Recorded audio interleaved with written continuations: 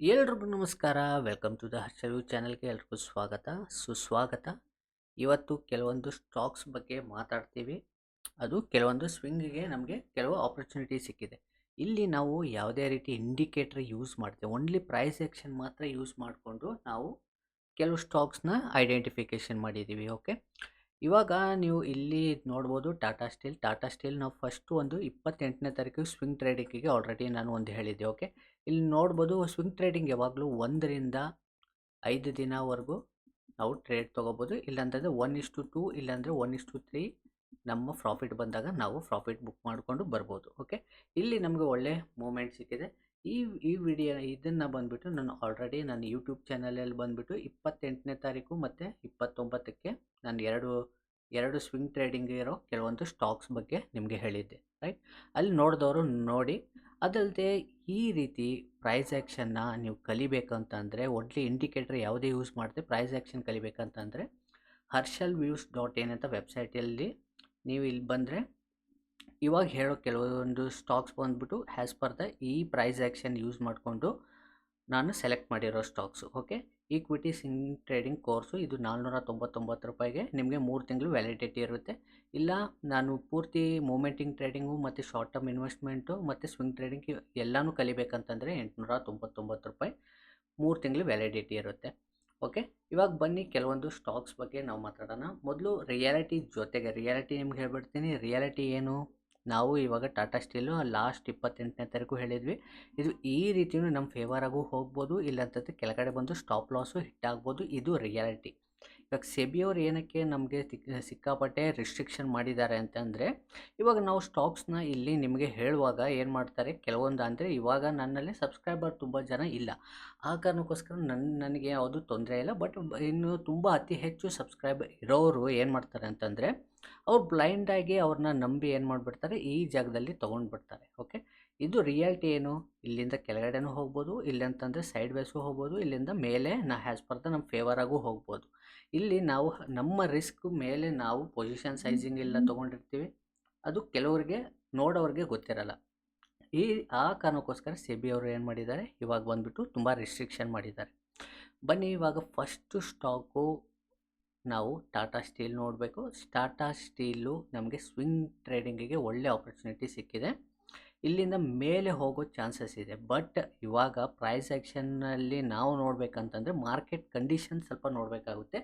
Market ಕಂಡೀಷನಲ್ಲಿ ನೋಡಬೇಕಂತಂದರೆ ಅದು doji type ಮಾಡಿದೆ ಇವತ್ತು. ಓಕೆ, ಒಂದು ಅಪ್ಸೈಡಲ್ಲಿ ಹೋಗಿ ಒಂದು ದೊಡ್ಡ ಕರೆಕ್ಷನ್ ಆಗಿ ಇಲ್ಲಿ ಒಂದು ಡೋಜಿ ಟೈಪ್ ಮಾಡಿದೆ. ಈ ರೀತಿಯಾದಾಗ ಒಂದು 3 ರೀತಿ ಒಂದು ಸಿನೇರಿಯೋ ಆಗುತ್ತೆ ಮಾರ್ಕೆಟಲ್ಲಿ. ಒಂದು ಬಂದುಬಿಟ್ಟು ಮಾರ್ಕೆಟ್ ಬಂದುಬಿಟ್ಟು ಆ ಡೋಜಿನ ಯಾವಾಗ ಹೈ ಕ್ರಾಸ್ ಮಾಡುತ್ತೋ ಒಂದು ಅಪ್ ಟ್ರೆಂಡ್ ಕಂಟಿನ್ಯೂಷನ್ ಆಗ್ಬೋದು.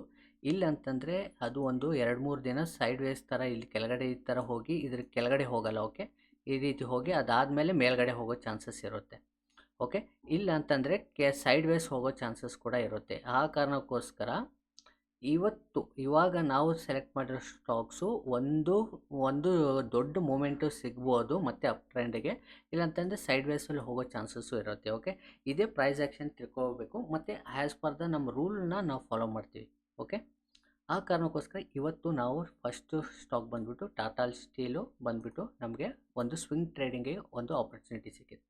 ಅದೇ ರೀತಿ LTIM ಕೂಡ ನಮಗೆ ಸ್ವಿಂಗಿಗೆ ಒಂದು ಒಳ್ಳೆ ಆಪರ್ಚುನಿಟಿ ಸಿಕ್ಕಿದೆ. ಇಲ್ಲಿ ತುಂಬ ಸರ್ತಿ ಒಂದು ಕನ್ಸಾಲ್ಟೇಷನ್ ಮೂಮೆಂಟಲ್ಲಿದೆ, ಇಲ್ಲಿಂದ ಮತ್ತೆ ಅಪ್ ಟ್ರೆಂಡ್ ಹೋಗೋ ಚಾನ್ಸಸ್ ಇದೆ. ನೀವು ನೋಡ್ಬೋದು, ಇದೆಲ್ಲ ವೆರಿ ಇಂಪಾರ್ಟೆಂಟ್ ಝೋನ್ಗಳು.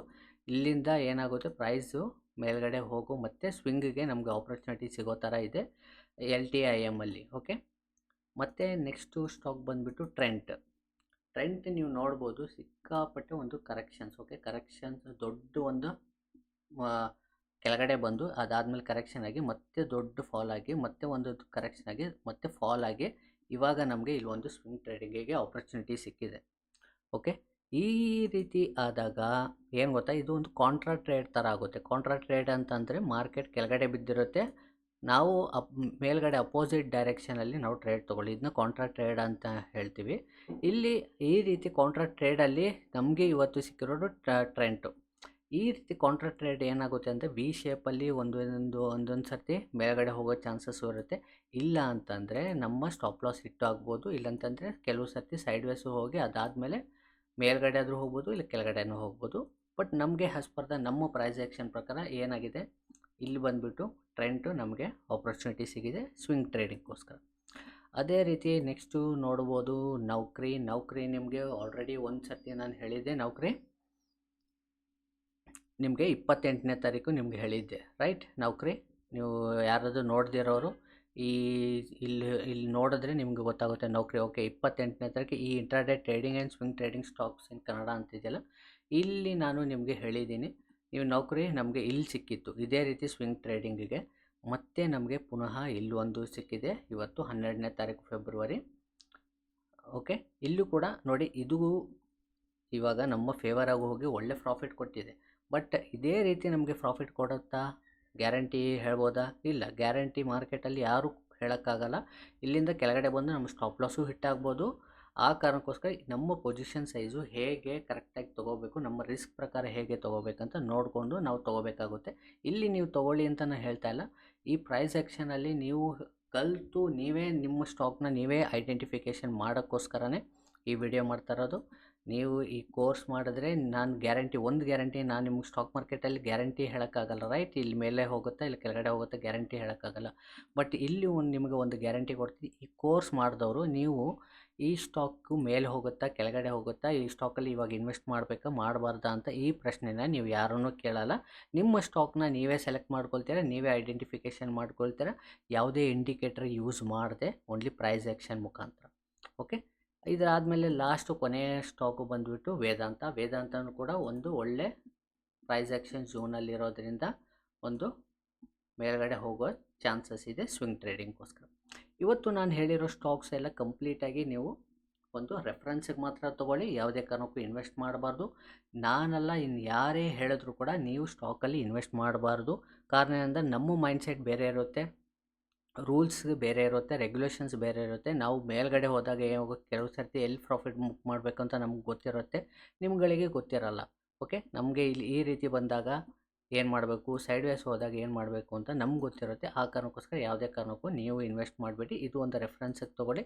ಈ ಕೋರ್ಸ್ ಮಾಡಿದ್ರೆ ಖಂಡಿತವಾಗ್ಲೂ ನಿಮಗೆ ಈ ರೀತಿ ಸ್ಟಾಕ್ಸ್ನ ಐಡೆಂಟಿಫಿಕೇಷನ್ ಮಾಡೋಕ್ಕೆ ಈಸಿ ಆಗುತ್ತೆ. ಇದು ಮಾತ್ರ ಅಲ್ಲದೆ ಸೈಕಾಲಜಿ ಮೈಂಡ್ಸೆಟ್ ಬಗ್ಗೆನೂ ಕೂಡ ಈ ಕೋರ್ಸಲ್ಲಿದೆ. ಓಕೆ, ಮತ್ತೆ ಇದೇ ರೀತಿ ವಿಡಿಯೋದಲ್ಲಿ ಮತ್ತೆ ಸಿಗೋಣ. ಎಲ್ರಿಗೂ ನಮಸ್ಕಾರ, ಧನ್ಯವಾದಗಳು.